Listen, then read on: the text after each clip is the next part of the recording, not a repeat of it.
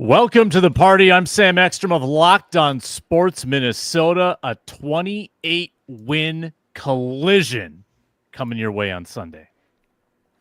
I'm Luke Braun from Locked On Vikings. I got a max bet cooked up for you today. Luke Inman on X at Luke_Spinman. Blake Cashman robbed of a Pro Bowl. I demand a recount. Hey, this is Arif Hasan from the Wide Left Substack. Where am I? Send help. Locked On Sports Minnesota Podcasts. It's endless Minnesota Vikings talk with the diverse voices of your local experts. It's time for the Minnesota Football Party. It's your guys hanging out talking next level Vikings football. So join in with Arif Hasan, Locked On Vikings Luke Braun, Superior Sports Talk's Luke Inman, and Vikings insider Sam Ekstrom, plus the biggest names in Minnesota football for the Minnesota Football Party. And it starts now.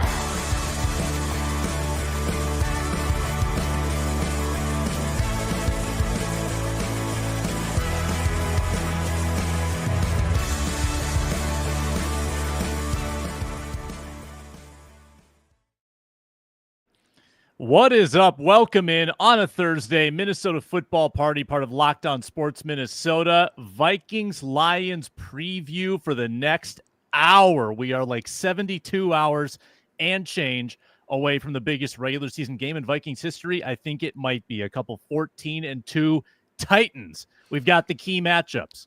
We've got Titans, Sam. Jesus, how long have you been covering this team? Phrasing. How to exploit Detroit. We'll get into that. They're Giants now. Ron Johnson joins to give his 2 cents, and we have our all-important final wagers of our 2024 wagering contest. It all comes down to this. 3 of us, I think one of us is safe. 3 of the 4 could lose and be punished for losing our season-long betting contest. It's all coming up on today's show, which is brought to you by Prize Picks. Go to prizepicks.com/LockedOnNFL. Use code all lowercase LockedOnNFL to win $50 instantly when you play $5. And a reminder, this is all part of the Locked On Podcast Network. It's your team every day. Thanks for making us your first watch or listen. For your second one, check out Locked On Vikings with Luke Braun, and you can find our audio on the Locked On Vikings podcast feed. The Vikings are 14-2. The Lions are 14-2. They play Sunday night. Luke Inman, welcome back from a little hiatus. We'll give you the first word.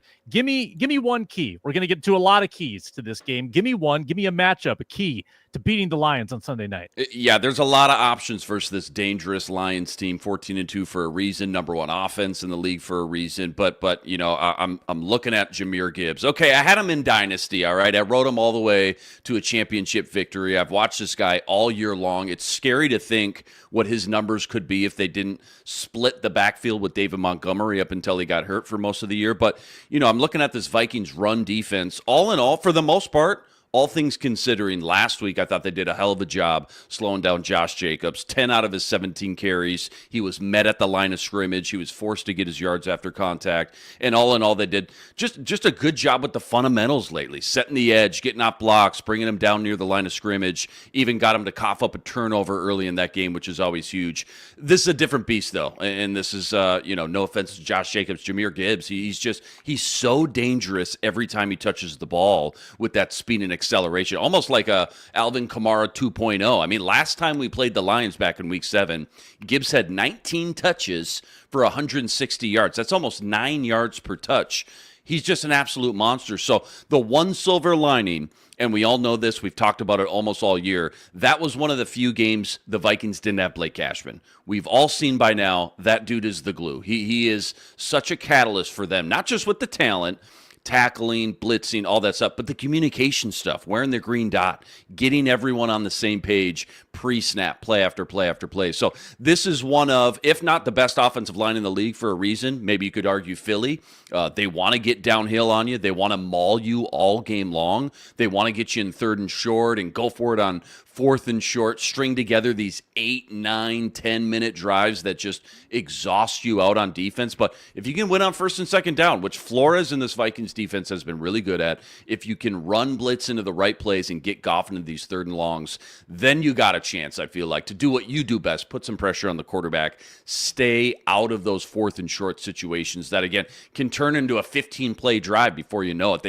It's a soul sucker. It's just absolutely demoralizing the defense. It keeps Darnold and JJ and that whole offense off the field for way too long.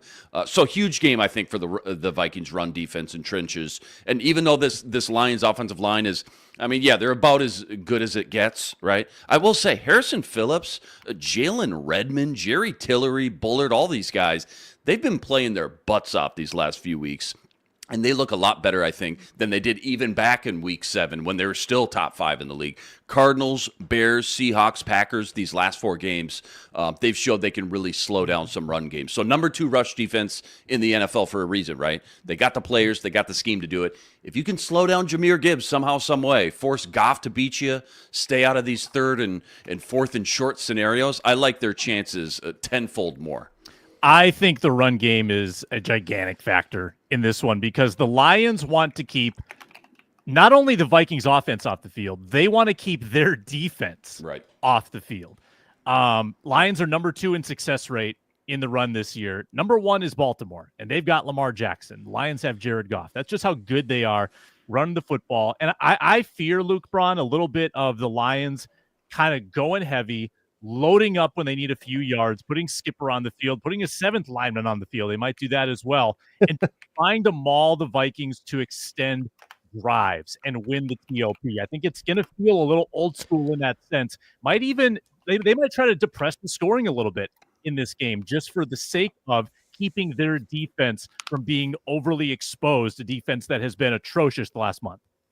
So I don't know if they'll do that because they've been dealing with this problem for a while. This is not the first week they've dealt with this problem. That's not how they've tried to solve that problem. But going into those big packages and then throwing out of that is where the Lions can cause a lot of problems because that puts the Vikings into their base, maybe even like their goal line package with like Jalen Redmond and Jerry Tillery on the field. And then unless the Vikings are blitzing with guys that aren't necessarily pass rushers as much as they are run defenders, then you're dropping questionable people into coverage, and you can maybe generate a disadvantage that way. And I think the Lions, but that also means Dan Skipper's running routes, but the Lions are like comfortable with that. So I feel like that could be a weakness for them to exploit, is to bring out those big, heavy guys and then throw a pass, even though maybe Jamison Williams is the only receiver on the field. Yeah, I'd like to keep the ball out of his hands. Arif, give me a key. Pay attention. I think that Luke kind of alluded to it, but they love trick plays, man. And they love trick plays like week 18. Yeah. They run a hook and ladder like they're ready every other week. Yeah. No, yeah. That's just a concept they have.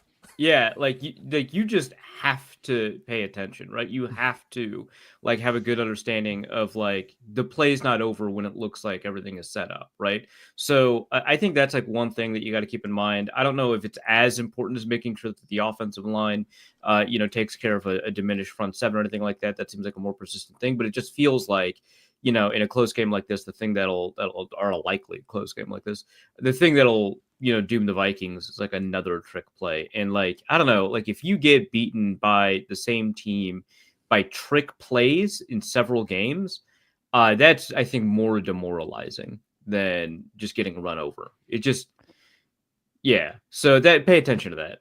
I feel like the fact that it's week 18 and everybody in the league watching the film, watching the Lions all year, they know that's part of their identity. They know they go in their bag. They got 4 or 5 of these trick plays at this point. It's not a secret though, too. So I feel like they're going to be more than ready. If this was, 2 months ago, different story. In same case with the Week 7 matchup for sure, too. But I just feel like at this point, Week 18, and not to say that they can't pull out a new trick play. Of course they can. If anybody's going to do it, it's probably the Lions or maybe an Andy Reid come late in the regular season or playoff time. But I will say, I feel like, to your point, Arif, they should be ready. And I, too, will be very disappointed if they end up losing again because of a trick play situation. Jared Goff has caught a pass this year. Dan Skipper has caught a pass this year. Taylor Decker was targeted, did not catch a pass. They've also thrown with Jack Fox, the punter, Amon-Ra St. Brown, David Montgomery. Now, someone's got to tell me what happened here. Penei Sewell got sacked. Penei Sewell tried to throw at one point. Did you not see this? When was he this? got a lot of the praise rule- for Yeah. smartly taking the sack, which is Yeah.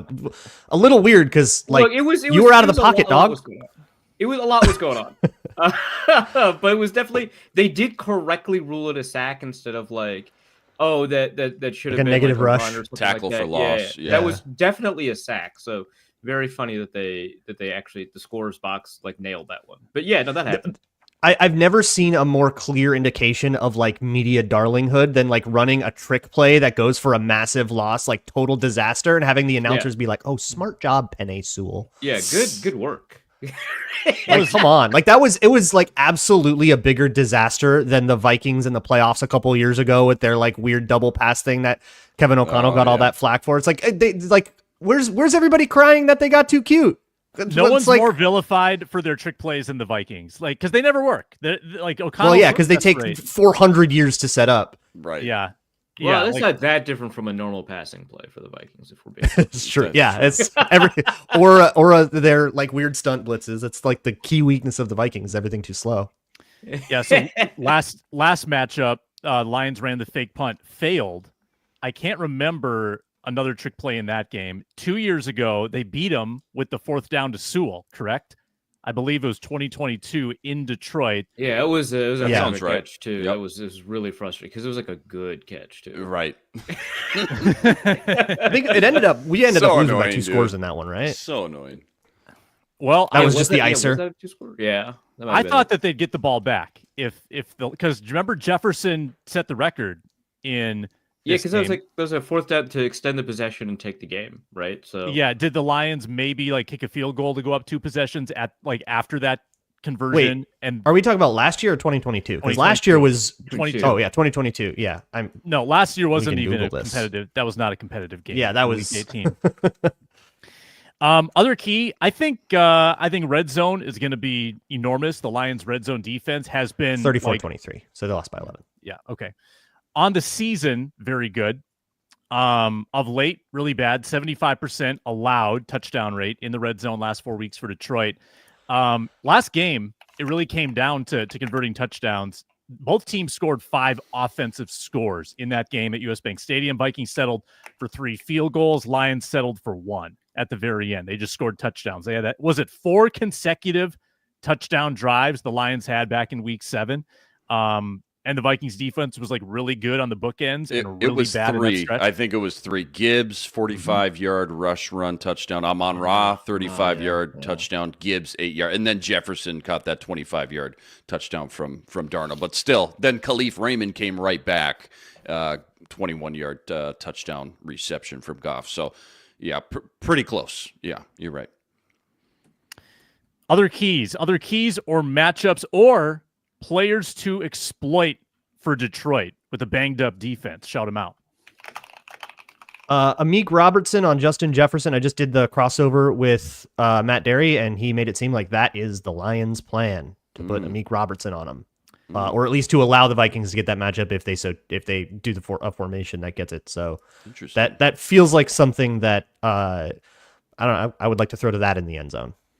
Amik Robertson, slot guy who's been turned into outside corner, correct, with Carlton Davis? out? Yeah, but he was kind of always an outside corner that people were forcing into the slot. You know, Because he's a little boy. Yeah, because he's small, but he's an outside guy, right? It's kind of like the Vikings guy from a couple years ago that everyone loved and then went to the Raiders also, actually. Duke Shelley. That's it.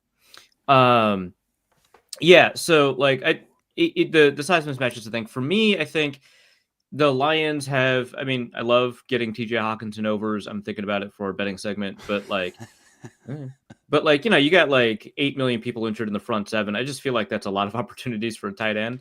The Lions have been giving up a decent amount of yards to tight ends. I think like 50 plus yards on average to tight ends, or starting tight ends, I should say. And that's a lot of opportunities for a guy who's over under is like 46, right? So 46 and a half. So I think, taking advantage of those opportunities, I think the Lions, like any other team, are going to super focus on Justin Jefferson. That's the appropriate strategy. They should do that, but it does create opportunities for people like Addison and Hawkinson. And I think between the two of them, obviously, I like Addison a lot. He takes advantage of these opportunities. Relatively speaking, I think that there's a little bit more available to Hawkinson in this kind of matchup than there will be for Addison, and I want to take advantage of that. Yeah. How about the linebacker, Trevor Nowalski? Undrafted, 2023, Signal Valley State. And just because he's undrafted doesn't mean he's bad, right? Vikings fans know that's not always the case. But I just mean think like Ivan Pace? Yeah, that guy. Yeah, he's been okay. Yeah, there's other ones too, right? Jalen Redmond, perhaps. Yeah. I just think of KOC, with how banged up the Lions defense is, how many backups are in there. I think back to KOC, obviously one of the best offensive play callers, one of the best offensive designers.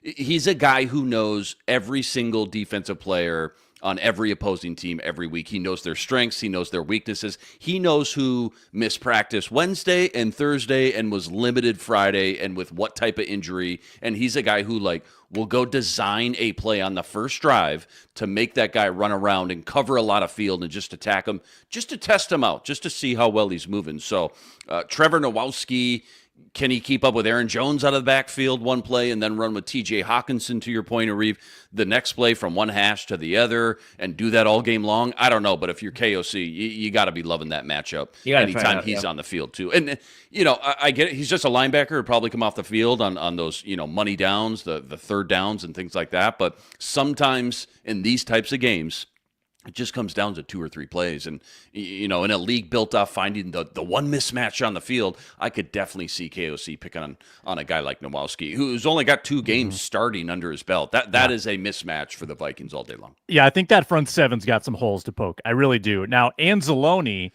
is a big question mark. Yeah, we're on Anzalone watch for sure. In practice, I think today's big for him. He was limited yesterday. If Anzalone can play, he tackles better than I think they've had the last few games. Their tackling's been pretty shoddy. Ben Neiman, Jalen Reeves, Mabin, I think those are gettable matchups. I think Anzalone changes it a lot for Detroit. Obviously, Jack Campbell's pretty solid in there. That's a good tackler. But on the contrary to Inman's initial point in this segment, if the Vikings can run the ball successfully in this game, how big is that going to be to keep Detroit's offense off the field?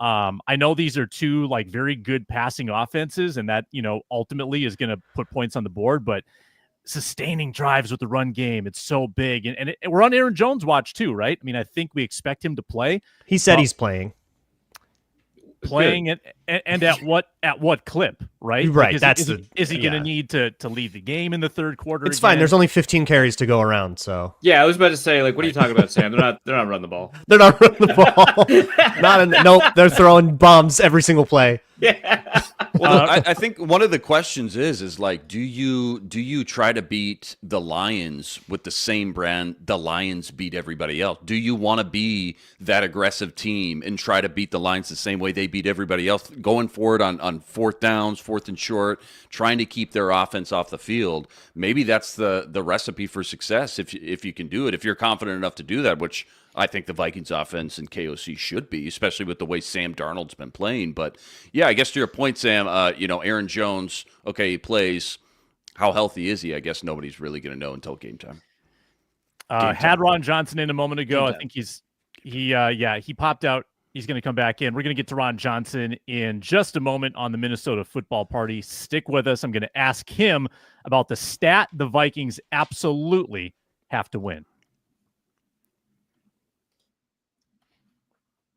We are brought to you today by FanDuel and FanDuel Sportsbook. It is not too late to get on the regular season action at America's #1 sportsbook. All the lines available now, all the over-unders, all the props. FanDuel.com, FanDuel Sportsbook app. And new customers can finish the season strong with $250 in bonus bets if your first $5 bet wins.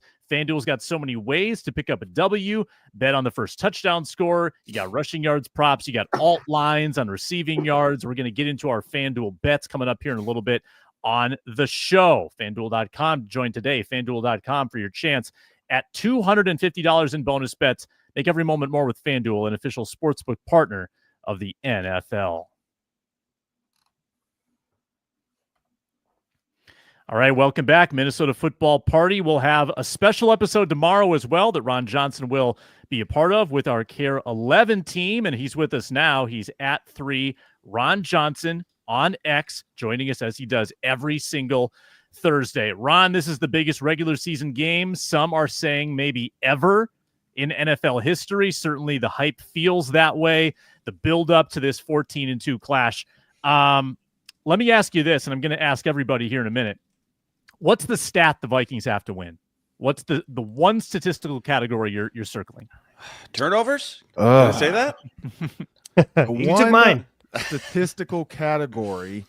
Points. Oh man, that's a tough one. He's flipping through Got the him. textbook here. Got him. He's got all the answers in there. Arif was going to He's say flipping to the time back of of the book. possession. Arif was going to say time of possession. He loves time of possession. I love time of possession. It's a real You know what? stat. Looking at the interceptions between both teams, 22 for the Vikings first, 16 for the Lions third, both around the same forced fumbles. I'm going to say it's that. It's going to be ball security. Yeah. I think the team that turns the ball over the least probably wins this game. And that's going to be the key. And the Lions defense can't stop a runny nose right now. Like they are struggling. And I think the coaches know that. The team knows that. I just saw the Michael Jordan I'm back post. I hope that was not fake. From what's his name with the hair, the flowing hair, like the linebacker that was out. Anzalone. Somebody just I don't know if that's a real thing. I just saw a picture of him that says I'm back. So I don't know if that means he's back for this game or he's back for the playoffs, but it might have been a spoof account. I didn't even research it. It was late last night and I saw it and I'm like, what are we doing right now? Appreciate you sharing that though then. But yeah, no, I don't know if that's real. I just saw a tweet last night and then I was like half asleep. So I was like, it could have been a fake thing saying he's back. A fever like dream. he's Michael Jordan. But no, I'd say turnover. I think you might have got a darned. I am not seeing any confirmation of that. All right. So Last was like Adam Schefter's tweet from yesterday saying that there is a quote realistic chance that he can go back. Okay. So yeah, so maybe it was tied to that. Maybe if you scroll down within the Schefter messages, maybe there's a picture of him with the I'm back. But yeah, that defense is just struggling. And so when you think about that, the one thing you can't is turn the ball over and put your terrible defense back on the field. And I think that's going to be the key. If the Vikings can turn them over on their side of the field and give Sam Darnold, Pro Bowl quarterback Sam Darnold, a short field, it's going to be a long day for the Lions. Lions have only turned the ball over in half of their games. This will be the biggest test to get a takeaway and complete the 18 for 18 for the Vikings this year with a takeaway in each game. One more quickly for me, Ron. If Sam Darnold goes nuts in this game, let's say 5 touchdowns, he gets to 40 on the year, and the Vikings go 15-2, number 1 seed. Is that enough to swoop in and steal the MVP from Josh Allen and Lamar Jackson? I think so. But again, I mean, the fact that he got voted to the Pro Bowl, I think that's a healthy start to this conversation. Because if you look at the NFC quarterbacks that could have been ahead of him, it wasn't an easy, vote, I guarantee, for a lot of the fans, for sure. Coaches maybe more so when they started to see what Sam Darnold's done. But the players, like to get a third of the player votes to go to Sam Darnold, I think that's a huge nod to how everybody is nationally, not only nationally, but internally within the locker room. Because people can fall in love with players all the time, but the players are going to tell the truth for the most part. I mean, it is a little bit of and it's a popularity contest. That's the thing that we hated when I played, was a lot of guys would get voted in that didn't deserve to be in there just because they were one of the best linebackers or people knew them. And then you look at the stats and you're like, wait a minute, this dude has like 20 less tackles than this linebacker, but we know his name, so he's going to be our Pro Bowl linebacker. So the fact that Sam Darnold is getting that nod, knowing he's not the names of names in the NFC, when you think about, all the other NFC quarterbacks that probably should or could be ahead of him, by people's standards, I think that's a step in the right direction. So yeah, if he does pull it off, I would hope he would be the league MVP, but you never know.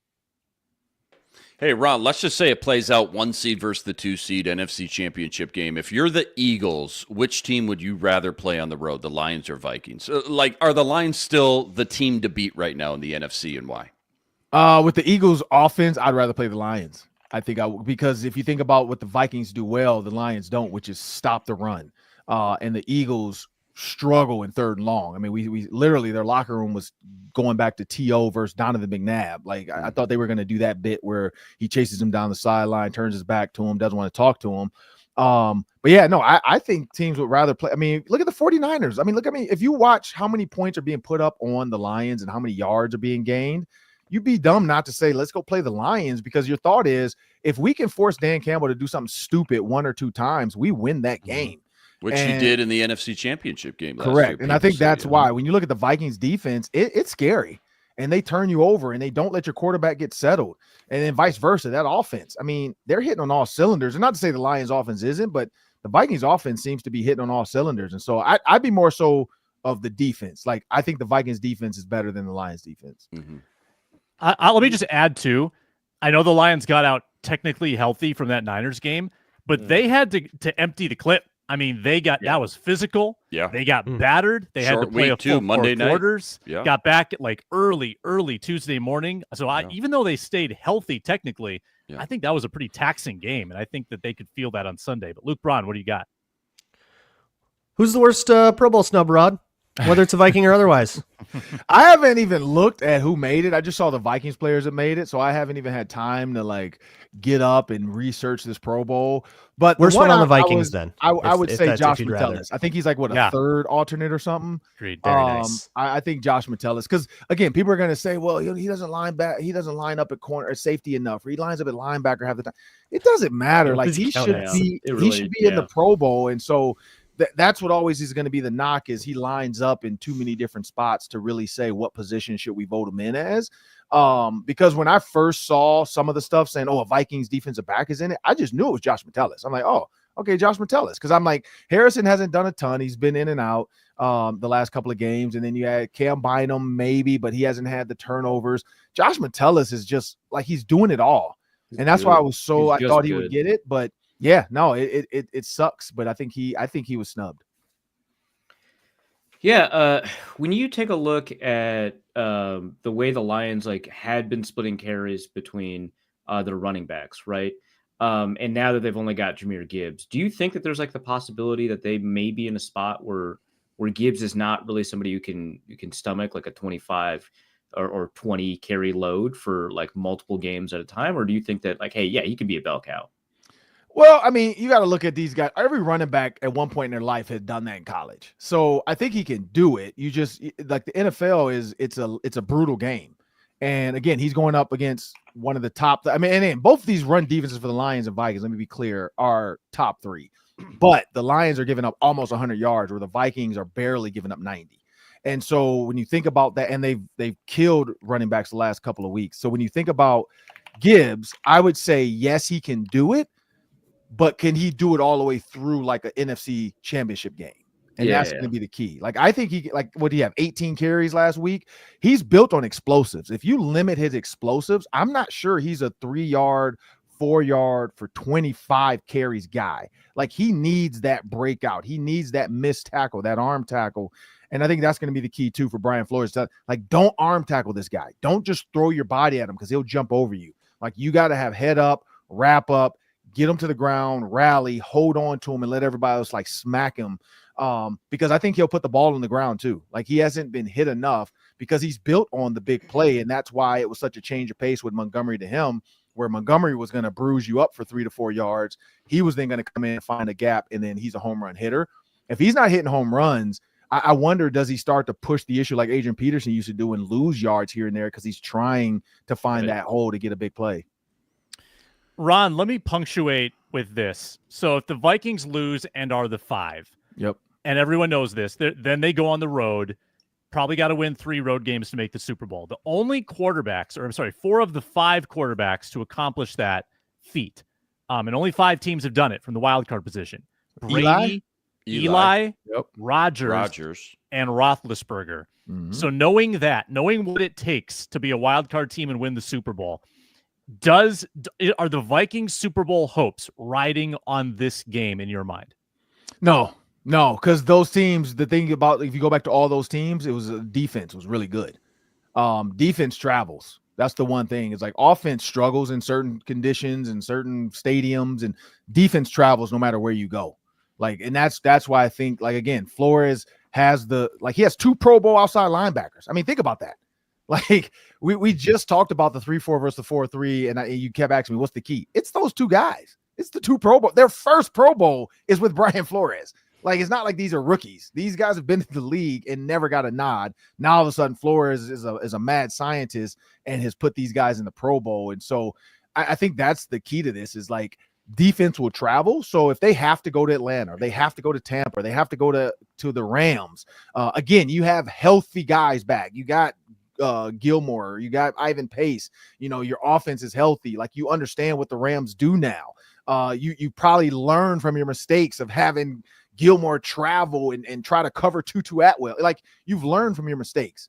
And so now it's like, okay, what did we do wrong against that team? You look at the Falcons, you look at the Bucks, you can easily, like, Mike Evans is not what he used to be. He's still good, but he's not what he used to be. And so you can find ways. He'll be over 1,000 by that game, so his powers will be gone. But you can slow them down. Like, he's not going to run by you. He's a big physical guy, and that's why I think Gilmore matches up well with a guy like that. Not super fast, but super strong. Gilmore's smart, and he's going to be around the ball. Like, you look at all those teams, and then again, if you have to go to the Eagles, if you have to go back to Detroit, if you have to go to, well, you wouldn't have to go to Washington or Green Bay, but yeah, if you have to go to one of those other teams, I feel like that defense travels. So no, I don't think it matters. Not say it doesn't matter. I think it's great to win this game to really put your stamp on the NFC, but also say, like, no, if you lose this game, especially if you lose it close, I think it's how you lose this game. If you get blown out, doubt creeps in, and that's the worst enemy to a good team.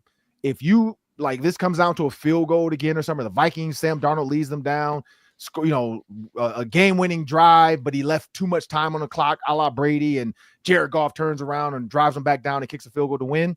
Hey, let's go be the 5 seed and still get back to Super Bowl.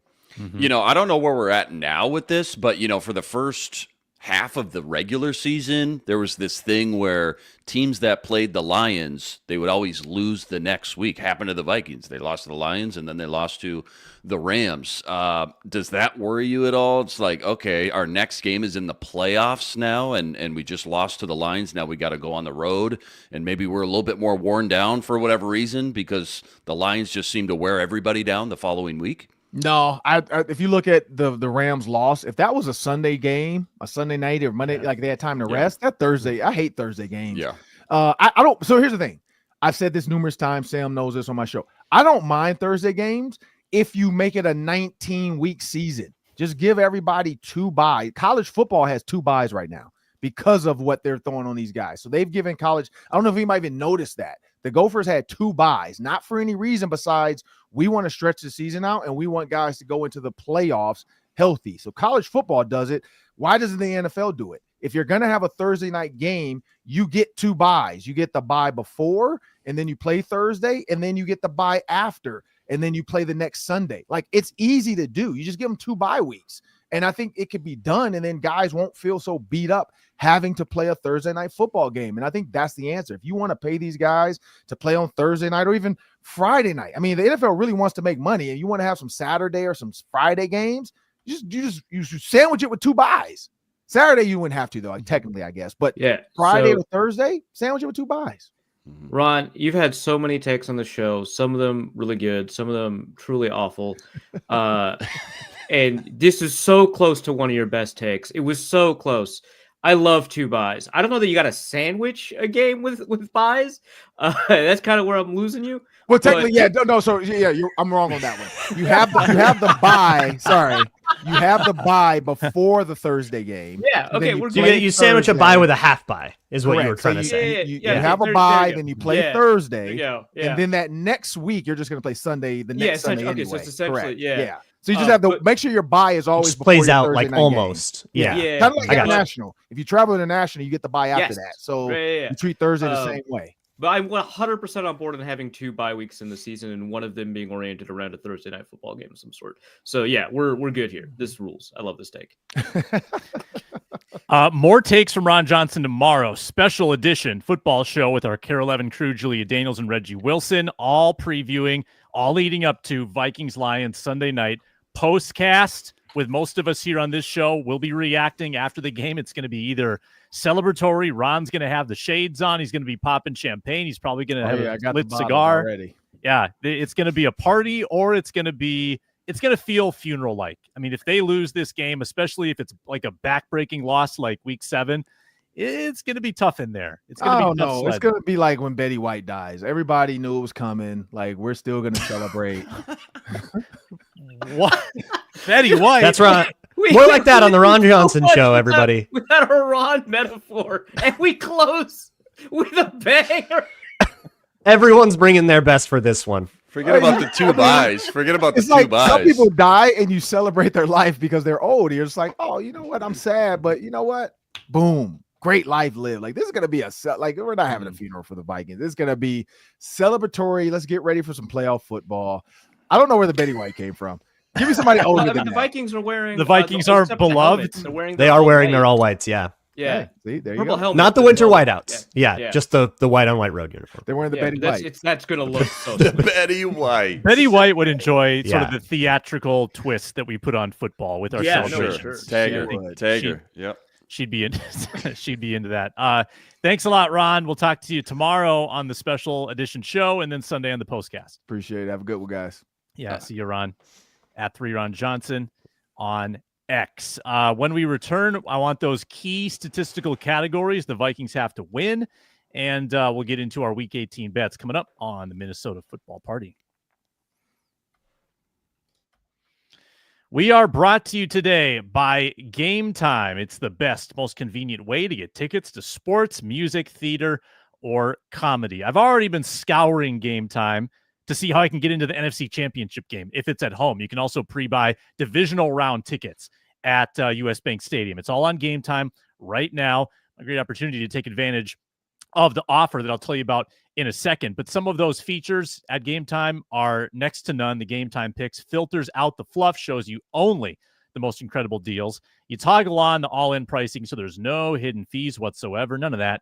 And you get a good panoramic view from your seat, so you know where you're going to sit at whatever event it might be. Take the guesswork out of buying tickets with Game Time. Download the Game Time app, create an account. Use code LOCKEDONNFL for $20 off your first purchase. Terms apply. Again, create an account, redeem code LOCKEDONNFL for $20 off. Download Game Time today. What time is it? Game time.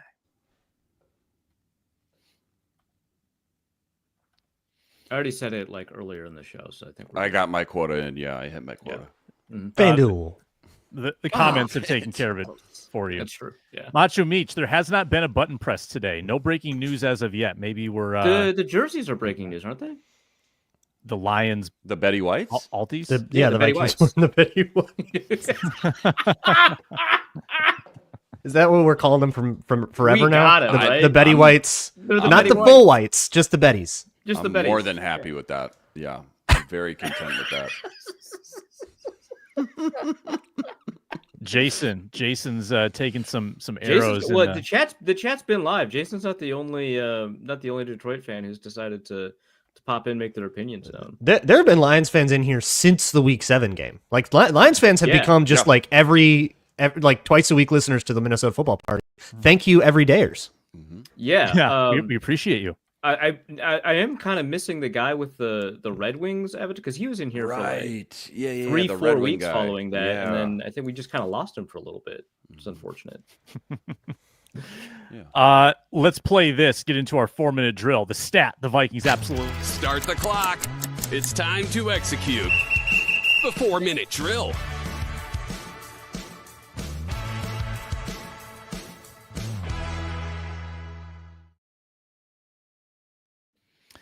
Let's start with Luke Braun. Luke Braun of Locked On Vikings. The stat they have to win. I'm not going to change my answer just because Ron said it. It's turnovers. The Lions have generated turnovers. The Vikings have generated turnovers. They have turned the ball over. They've been cleaner about that in the last half of the season, but it is still with a game where both offenses are so explosive. Anything that just slows that momentum just a little, it can be vital. And something that just straight up ends a drive, no points, can absolutely be the difference. Yeah, and I also said turnovers, but how about turnovers on downs as well? How about winning the fourth down category? Again, kind of beating the Lions at their own game and maybe being a little aggressive, but also stopping them too, depending on how many times they go for it on fourth down. The other thing too is red zone defense. Maybe towards the end when we got in that prevent soft stuff versus the Packers last week, things got a little sloppy. But for the most part, I go back to that Cardinal game. Cardinals were 1 for 6 scoring touchdowns in the red zone that game. This defense is very bend but don't break. They do give up some big splash plays for sure. We saw the Lions just destroy us on the dagger stuff. We all remember that. But, okay, that's fine. If you can limit them to field goals, though, instead of touchdowns and clamp down in the red zone, all those points will add up, and that will be a huge difference maker in this game as well. Arif. What, am I supposed to not say turnovers? Correct. Yeah. Time of possession. No. You love it. He's obsessed. I mean, How I don't cliche know, can we be? all of these kind of, I mean, turnovers is kind of cliche even if it's true, but all of these kind of like follow each other, right? Like I would like the Vikings to win in net explosives, right? I like that to create more explosives than they allow. That's slightly different than turnovers, right? They probably are related though, right? I would like the Vikings to win on third down more often. I think that would be a key indicator that help them win the game. I'd like them to win and we could pick like any stat, right? Like points, right? Which is the joke I made during the interview, or EPA per play, right? Sure. Win in that, right? It feels like we gotta like at some point draw a line between what's reasonable and not reasonable in terms of which stats they can control, and it's difficult to get away from turnovers, maybe explosives. So if we need a different answer, it's like net explosives. Looking at fourth down stats, can you guess the teams that have tried more fourth downs than the Lions? Chiefs? Nope. Eagles? It feels like that's like a natural answer. Got to be a team that like sucks and is behind all the time. Raiders. You're on the right path, just the wrong team. Browns? Browns are number one. Browns. The Browns, and in fact, I filtered this out. Over the last 3 years, the Lions are not number one in attempts. It's the Browns. It's Stefanski. Stefanski. Hey, wait, wow. That's why you hire an offensive-minded head coach, so you can have seasons like the Browns. You can be recklessly aggressive with Dorian Thompson-Robinson and Deshaun Watson and Joe Flacco. In addition to like always losing, Browns, they also are like the nerd collective, right? Like they're the original. Yeah. They got literally got the Moneyball guy. Like that's who they're what spawned Kwesi. Yeah. Well, Kwesi did have a couple of front office appearances elsewhere before these were the Browns, but yeah, that's where but the Browns was like a formative. That was like a real... the Browns got the pick, is what we're saying. Yeah. Vikings fourth down defense. It's a fairly meaningful sample size. I don't know what we're laughing at. Sorry. It's a fairly meaningful sample size. Teams are 11 of 31 on fourth down against the Vikings, number one in the NFL. Lions are tied for check that. Lions are fifth in fourth down conversion rate, 20 of 29. I feel like a lot of that is teams going for like 4th and 11s they wouldn't otherwise do. Yeah, Lions it's like 4th and inches, 4th and 1, even 4th and 2. I don't know. Well, so we're talking about conversion rate. These are all just feels like the sample is like populated with a whole bunch of like. Well, of course they didn't get that one. But it's actually really impressive how linear this relates to success. Like, okay, these are the top 10 in fourth down success: Commanders, Bills, Chiefs, Eagles, Lions, Falcons, Ravens, Rams, Broncos. They are literally all 500 or better. Most of them are playoff teams. Yeah, but that's what Luke's saying, right? Is that you engage in I'm just proposing the other court or causation. Right, is that losing leads to taking riskier fourth downs, more likely going for it on 4th and 11. Okay. Okay. Yeah. No, I see. I'd be curious as to like like adjusting that against like average yards to go, and then you'd maybe get a better sense of who is better on fourth down situations and who just had to go for 4th and 20 because there were 40 seconds left in the game. You guys ready to make the most important picks of your lives? God, let's get it. I'm so terrified, man. All right. If you're new to the contest, we started with $1,000 mythical dollars. We make a Vikings prop bet and one spreader over under every week, increasing minimums and maximums. Loser has to host our entire day 3 draft coverage and we'll probably make them look a fool along the way. We haven't worked out all the details, but it's going to be terrible. This is where we stand. Luke Inman has clinched it unless he goes rogue. Has there ever been a Jeopardy player that was up by 50,000 and bet it all? Because that would be what Inman would have to do to lose. He's 2,900 and change. Let's get Dan Campbell on Jeopardy. I feel like he would. Yeah. That would rule. I do love one of these bets. I'm feeling pretty confident. Is it 1 to 6 points, Vikings? Dude. It's free money. I mean, that has brought Luke giving it Inman away. to double us all up. Like, Yeah, no, we're getting waxed by Vikings 1 to 6. No, yeah. Plus 300, plus 2. They're giving it. That should be even money. All we do is win by 1 touchdown or less. It's hilarious. I found it. I found the cheat code. So Inman has a lead of 1,600. Now the other three of us are in a battle. Arif leads me by $17, and we're okay where we are. But if Luke Braun passes us, he's behind us by about 500. If he passes us, then the loser between Arif and Sam would be the ultimate loser. And Braun, all he needs is one basically max bet to get the job done. So just a reminder, Braun, the only parlays you can do are the ones that are auto promoted by FanDuel. I'm not planning to do a parlay. Dang. I mean, smart. Yeah.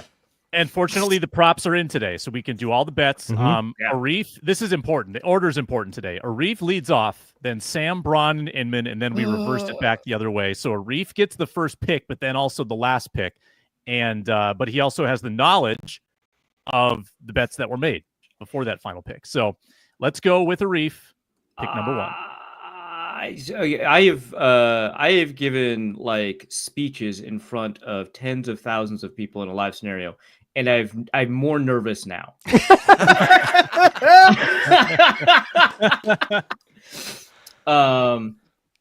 Okay. I think there's a lot of props I like, so I'm gonna wait on that one. There are not a ton of teams playing for stuff, right? And there's a lot of unpredictability. If you take my bet, so help me, I will end you. I just there's fewer available bets here, and you could take either side of it, Sam. So I might not be taking yours. I really do want to take the Vikings, but I won't. Commanders minus 4.5 at Dallas, minus 115 minimum bet. All right, you didn't take it. It's $180 minimum. I like that bet, which is probably bad news for you, Arif. Yeah, no, I'm probably screwed. You got to be comfortable with some big numbers this week. I mean, how many double-digit spreads do we have? Like a ton of them. Half a dozen. And some of them are the worst team. Like the Broncos are 10.5 over the 15-1 Chiefs. I hate the Saints. I think the Saints have quit. I think they're broken. The Buccaneers offense is legit. They're made of weak stuff. Their constitution is not strong. The Buccaneers could score 48. Moral turpitude. I'm taking Tampa minus 13.5. That was my second. I was so close to taking that one. Oh man. You can cut the air with a knife right now. Yeah. The tension is palpable. None of us want to do that. Well, maybe Inman. None of us want, and he can. The only one that would enjoy this is well out of it. It's Clinch. I love it. Oh, I love it. Oh, and I like the number too, minus 105. So Arif takes a little more juice at minus 115. I got minus 105, and that could be the difference in our that 17-point buffer that he has. Braun next. And you guys both doing minimums, right? Yep. All right. At least for that. I want to check in. Here we go. You know I'm doing a max bet. I've already said this. He's down by 500. Doesn't need to do a max bet. The question... Oh, I'm doing a max bet. The question is, who do I tie my life to? Right? I haven't won a spread in like 3 months. Okay, it's not going to be a spread. And it sure is, as much as I would love to curse the Lions, I can't tie my fate to somebody who's not on the Vikings. I am tying my fate to none other than Sammy Darts. Scammy D himself, 275 plus yards at minus 136 for the maximum. Wow. Give it to me, baby. Wow. Oh my. Stand to win at $1,300.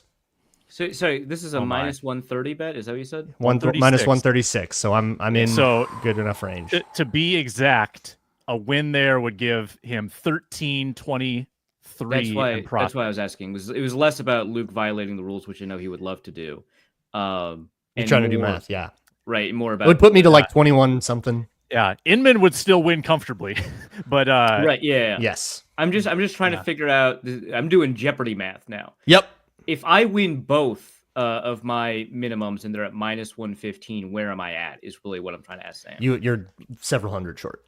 I mean, you're going to win about 300. You would be 500 off. Braun could lose his other bet, but you would still lose. Yeah. Braun, you make that. No, Inman bets. Inman, you get 2. I got back-to-back. Yeah. Okay. Well, you already know one of them.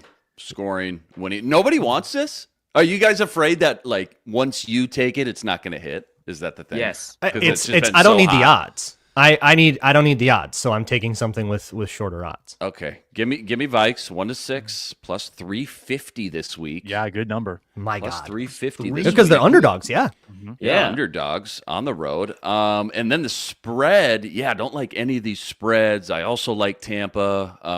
Bengals are playing for something. minus 1.5 at minus 115 over the Steelers in Pittsburgh. Don't love it, but I'm just trying to find a game where there's something on the line here. Bengals need to win to keep their playoff hopes alive. So minimum on both those. And again, this is Bengals minus 1.5 at minus 115. Congratulations, Inman, on a successful year of betting. Tripled your money. All right, Arif. Time to get. Wait, no, sorry, Braun. That's you. I'm all out of order the way I'm writing this down. Braun, It's a nervous time. We're all a little jumbled. I'm jittery. Man, yeah, there just are a lot of meaningless games that I don't really like anything that's going on. Go for the Jags. Go for the J. I missed it again. Sorry, Macho. I should have. We actually joked about this before we started recording. I should have. Yeah, nobody matters. Screw it. I'll double down. I'll put the minimum on the Vikings plus 2.5. My life is in your hands, Sam. Just My going life is all in your in. hands. Yep. What are the odds on that? Minus 102. 102. People are hammering it, the Lions, on this one. They really like the Lions. Yeah. Trying to get that back up to 3. I don't think it happens. Well, Yeah, because it's it a was tough at hook 3.5 and then dropped to 2.5. So it's like people are. Oh, was that 3.5? Because it Yeah. started. Was that 3.5? Yeah, it started. I think there was like when it first opened. It was 1.5. It was 1.5. Yeah. Yeah. But it's been like it's been crazy. Yeah. It started at 1.5. Last week's line was crazy too. There was like a 3-point fluctuation, and it went like on either side of Pick'em. Super weird activity. All right, now this is me. So I've got the Bucks to win by 2 touchdowns. Arif has a little more juice on his. Remember, $17 difference between us, so I'd really like to pass Arif. I think the best way to do that is just go 2-0, but I'm going to take something with a little plus money, something that we have been hammering this line with varying degrees of success all year. I'm going to take Hawkinson alt yards, 50 plus. I got to check that. Did I steal it? Arif didn't like that. Oh, no. Arif didn't like that. Now, Arif could take another alt line. On Yeah, I'm Hawkinson. thinking We about it. allow that. I'm You getting could. plus 104. Plus 104 on 50 plus. And I'm going to do the minimum on that. Sam, I can thought you- about this a lot, but I didn't want to make this a bet on does Anzalone play or not. Right. I Right. mean, that's fair. They just gave up Sam, 112 to Kittle. I like my chance. I Yeah. need you to do math for me before I make the bet. Okay. What is the necessary amount I need if Braun wins both of his bets and I go 2-0? What's the necessary amount I need for Hawkinson 60 plus to put me back over Braun? Be that plus another To beat Braun. All right. 70-ish. So I'd he be did at like max bet on Darnold 275 at minus 136. So 18. All right, 176 plus 1323 is 1599. 1599 plus what he has now 833. That's 24 24-32. Okay. 24-32 is what Braun could attain. And now Arif, you're starting at 1375. This is very complicated. Okay. So Arif, your first bet. Oh, you're gonna have to take like 100 plus. So 156 on the first one. 156 plus 13. Is everyone just loving this audio? Yeah. 15. This is perfect audio. 31. So you need This is tense stuff. Okay, this is analytics. Yeah. we have 260 people locked into this live right now. And nobody's Again, chatting, and I I'm don't- pretty sure it's because they're on the edge of their seats. I don't think we have explained for the people that maybe don't remember or don't know. The loser has to do what, Sam? The loser of this week has to do The what? loser has to host on this channel the entire day 3 of the draft. And we're going to put some stipulations on that. Like you have to talk about every single pick. Yeah, I Here's think you have the to guy. say something about every pick. Here's a guy. Yeah. This is definitely a guy for sure. Arif, you need to win. You need to win $901 to match Braun, and it So could come down to. I would give a couple dollars cushion there because I don't have the cents all worked out. Like maybe Sure. $903. Sure. Yeah. Yeah. So you would need to pick 100 plus at plus 830, I think would do it. So I'm looking at a plus 165. Well, he could bet Right. more than the. minimum. Yeah. I thought like only with betting the minimum, but yeah, since I bet the max, you can lose as much as you want as long as I Right, lose exactly. that, I lose. So I'm looking Yeah. at a plus 165, and so for that I would need to bet 400, something like that. Okay, so 400 at 165 wins you 660. Would not be enough. With it, assuming I win the other one. Right. Okay. Yep. Got to go more. Jesus, this hurts. Because if I bet 500 and lose, no, Luke can't stay at 800, right? Yeah, Because I'm either at 2,500 or I lose, or it's moot. yeah, so I can I can bet whatever I want. Yeah. Yeah. So if I bet 600 on a plus 165 bet, we're in a good spot. 600 gets you 990. That would be safe. I'm the minimum bet guy who only ever bet All $2 year minimum bet. Yeah. Talking and the himself $2 into the it. $2 was chasing the live $1 on- twice. Yep. But now you're at Caesars. You're on the strip. Yeah, no. You're with the Now it's boys. Jeopardy math. Yeah. Oh God, my stomach hurts so much. TJ Hawkinson, 60 plus yards at 165, $600. So much money. Real money we're using, by the way, folks. Yep, this Oh is all my. real money. Somewhat okay. The Betty White game should also refer to Anzalone suddenly not being able to play, is what I'm thinking. I get it. It's coming down to Anzalone in your head. I get it. You're so deep down the Oh, rabbit hole God. right now. I got it. Like games within the games, matchups, game flow. You're in it. Now, more likely than not here, and the bets are locked, no changing at this point. So if odds are Hawkinson will hit either both or none of those props. And if he hits none, then I am safe because Arif will go below me. Yeah, because yeah. If it hits, obviously Arif surpasses me, and then it comes down to the Darnold passing yards on my fate. And if it does hit, It if is it hits, cool that these are correlated. I'll add that. Yeah, it's really hard for those to hit It's without Darnold hitting. yeah. I feel like I'm in a scary position. But we've done the math where if Darnold hits and Hawkinson hits and also my other one hits, I'm ahead of Braun, right? That's what Yeah, we that did. Sam would Yeah. lose in that case because you're Yeah. way ahead of Sam, and I would get Okay. third, which Yeah. second or third. I don't know Yeah, why yeah, that was so important to you. Yeah, right. I just love that all three of you are on the chopping block here. Yeah, on the All edge three of our you are seats here. sweating. In Okay, my then. position to be able to sit back, kick up my feet, enjoy the Betty White game. Yeah, The way Luke's God gotta. intended. Well, you're not way gonna God not be intended. stressed. Let's be honest. That's No, true, yeah. come on now. No. Yeah, I'll be sweating the entire time for different reasons, though. This is terrifying. Yeah, Yahtzee putting me on what probably actually would have been a smarter bet. That's a good Darnold point. Yeah, TDs three plus TDs. 188. I never liked the touchdown ones. I did a couple early in the season. I got my best win on a touchdown prop, but that feels like You know what I used to love in the middle of the season? I think I hit it during the Cardinals game. Sam Darnold over like 12.5 rushing yards. Now, he hasn't hit it in a couple weeks, so I'm glad I cooled off on that. No. But it's always just Dude, cheap, what's going to easy, happen fun is he one. gets 13 and then he kneels twice. That's what's going to Yeah, happen. you got to worry about Yeah. that. Yeah. look by drop back EPA per play allowed in the last 5 weeks. The Lions have been the worst defense in the league. Wow. The worst.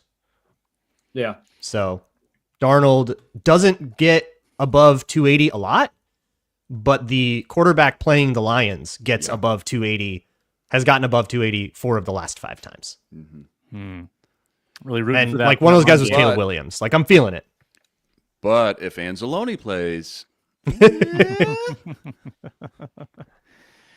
Ooh, I need that run game to be really good. I'm honestly rooting. I'm just trying to explain what I'm going to do to myself without violating any of the rules that we put in place. within the I company spaced a little for what's bit. Who- appropriate on a podcast. I spaced a little bit. I wanted to roll right over that. Who did for reasons? Who has the higher Hawkinson amount? Me. Arif. You. Okay. Arif do you, has do what? you have the same bet? 60? Plus. But Yeah, Both have so 60. the same as 50 plus. I have 60 plus. Oh, but got it, I am got it. absolutely rooting for him to have 0 yards. Like I don't care about my bet now. My bet 'Cause his really bet's Because that huge. means His bet's Darnold huge. didn't make it. Yeah. Yeah, well, I don't. If Arif loses that bet, I'm good, Yeah, If because I- Arif wins regardless- $600. regardless of what happens with me. So I see. I would like us Yeah. both to lose rather than us both to win. I mean, unless we can split the difference, go 54, go 56.